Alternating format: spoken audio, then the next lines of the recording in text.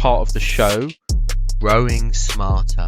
In this part of the show, our guests share big ideas and fresh perspectives that will help you grow your mind and your business. And I know you've got a game-changing idea, Alex, that you want to share with us today, an idea that's to do with something called the remnant and the masses. And so I think I need that explained to me as well as our audience will do. If I rephrase it into terminology that most business owners might understand, it's like focus on your customers, don't focus on the masses. So I wrote a piece recently called Bitcoiners are the Remnant, the masses don't matter. And everyone talks about things like mass adoption and appealing to the masses and making your message more accessible.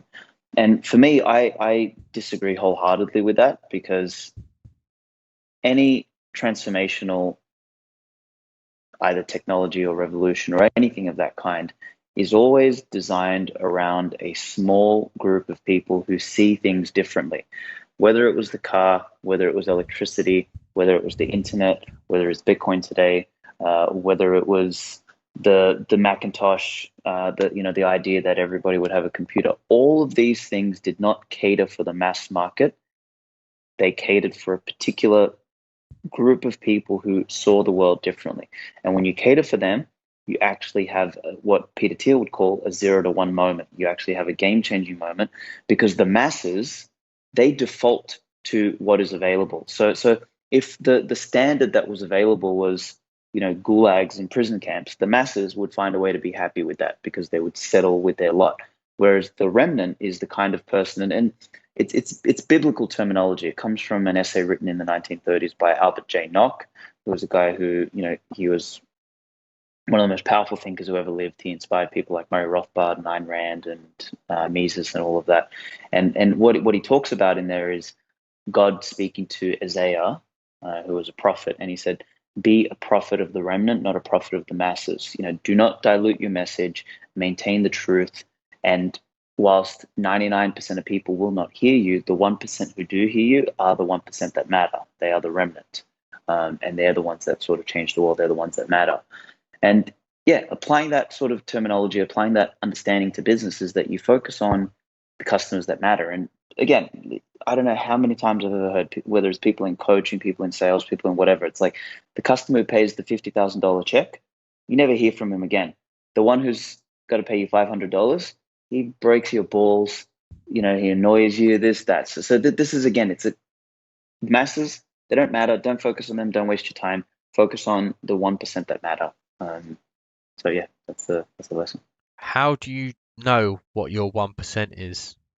You could do research and you can understand that, but really what you do is you focus on the essence of what you're doing. So if you're an artist, for example, don't try and dilute your artistry to something that is more accessible to people. Focus on the purity of the message of what you're trying to produce, and they will come. The idea is that the remnant, those who want to find you, will seek you out. And if you're placating it, or if you're making it more ephemeral, if you lose signal and turn it into noise, the people who you want to find you, your raving fans, they're not going to find you. They're going to be like, "Oh, it's just another flake." So people, we are all subjective beings, and we all like things differently, and there's things that we're all individually very interested, intent on, and practically obsessed with. If you become the best in your domain, those people will find you. It will happen, and particularly in today's day and age where we're connected via their internet, that you can find anyone and anything, and what people crave internally is the best of what they're interested in. They don't crave the vanilla kind of run-of-the-mill crap. Okay, that makes sense. Yeah, and I call this like the Marmite. I don't know if you have Marmite or are familiar with Marmite. It's like this. I think we've got Vegemite. Yeah, similar to that. Like some people love it, some people hate it, and I say you've got to go Marmite, right? Like with what you're doing, you don't want to be bland. You want to have a strong flavor about what you're doing, and either make people really repel people or really attract people, and not be in that no man's land. Polarization is important. Yeah. So how does that then flow into what you're doing with your business and growing out Amber? Well, we're a Bitcoin only business, so we don't mess around with crypto or crapto or blockchain or any of that garbage that like every application that you look at today has a million what we call in the industry, and this is not me swearing, but what we call in the industry shitcoins basically is like there's Bitcoin or shitcoin, and anything other than Bitcoin is a shitcoin basically. So that they are just coins that are created by nerds and dweebs who want to be the next operators of the financial system. So it's like, hey, look, governments and central banks are bad, so trust my currency. It's like such a scam. It's such a stupidity. So businesses like us, we can make a lot of money feeding off that stupidity by allowing people to trade between Bitcoin and all the other shitcoins. But we do not. We hold strong to the mission, which is Bitcoin is superior money. And what we want people to do is to move out of inferior money, which is dollars, fiat currency, and all that sort of stuff, into Bitcoin as superior money. And that does not cater to a large group of people, but the group that it caters to are fervently supportive of our business. And when you look at the statistics, a Coinbase, for example, has about a 2% customer retention rate. We have about a 45% customer retention rate. Orders of magnitude different. So, yes, we have less customers, but we have a higher spend per customer, we have a higher retention rate, etc. So it's a different approach to doing it. And for me, it's very mission aligned. So when I'm building this business, I'm not just doing it to make a buck. Like, I actually care about what I'm doing. I care deeply about the business that we're building. Yeah, and that actually comes across, Alex, because I get other people reaching out to me who are in the Bitcoin world to come on the show, but none of them have a blog like you do, where you actually write in-depth essays about Bitcoin and how it relates to the future and where we're all going. So I totally can see that you really care about this mission uh, that you're on. In a very brief nutshell, which I'm not sure if it's possible, why do you think Bitcoin is here to stay?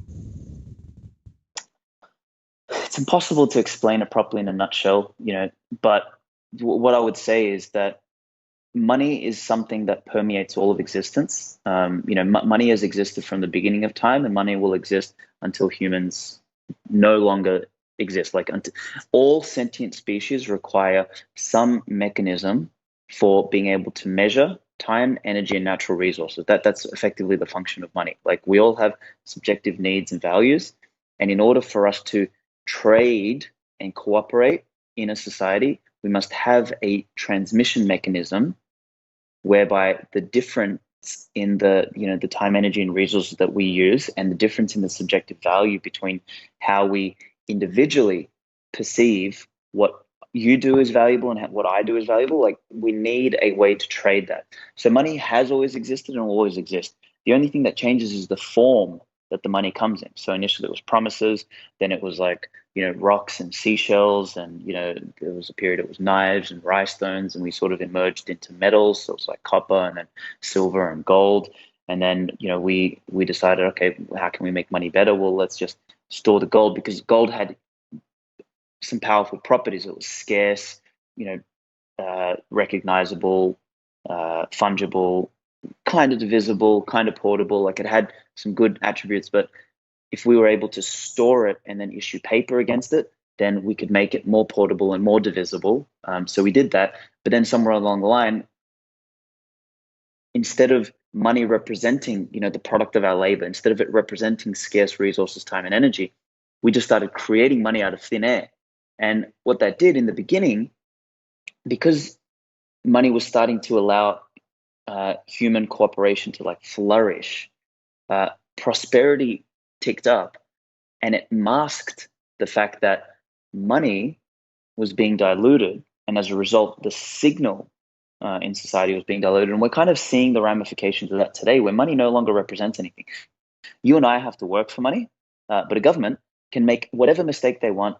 They can screw up the economy. They can, they can lock down people's businesses. They can tell you who's essential, who's not essential. They can absolutely destroy everything.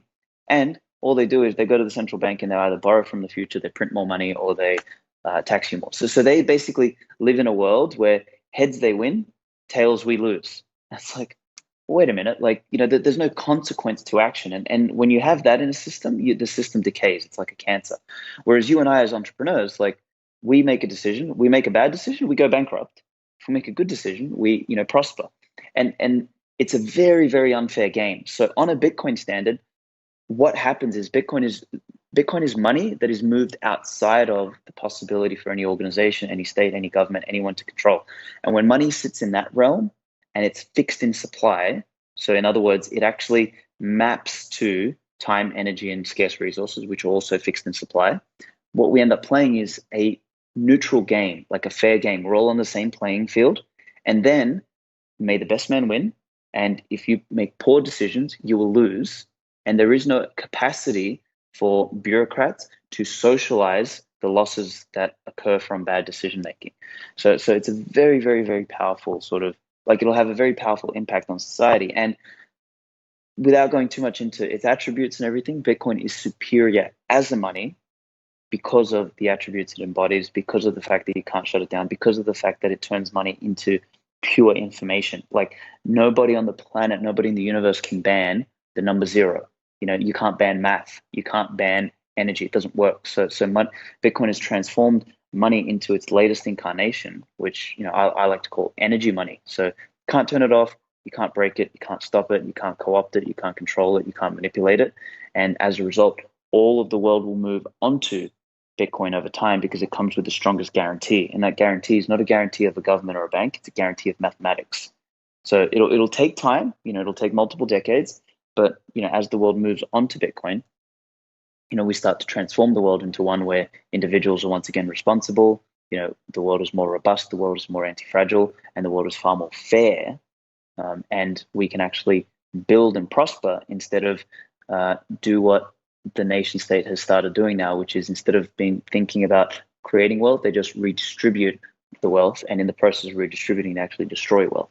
So anyway, that's the impact of Bitcoin and the reasoning why people will move into Bitcoin over time. I think that's a brilliant explanation. Just one follow-up question before we move on. So where do things like social welfare fit into this, like having hospitals for people who break a leg and can't work, for example?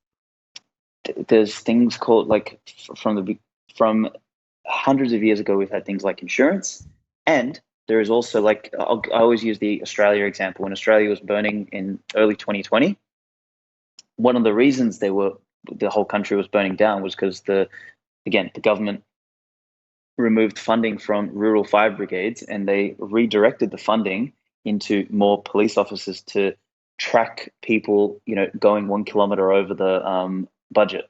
Sorry, 1 kilometer over the speed limit, so that they could fine them. So, like, the government's interested in extracting revenue from its citizens instead of putting, that revenue into protecting people. So what ended up happening is all of the bushfires, like, primarily the salvation of the farms, the people, and everything was funded through charity, was funded through people voluntarily, the private market. So all of that stuff can always be provided by the private market. Like, people will build better hospitals when there is an incentive to provide a service to a customer, which is, hey, if I'm a hospital and I live and die by the service that I provide, and there is other competitive hospitals who want to provide a better service, there is a forcing function to provide a better service. And what will happen is medical costs will come down.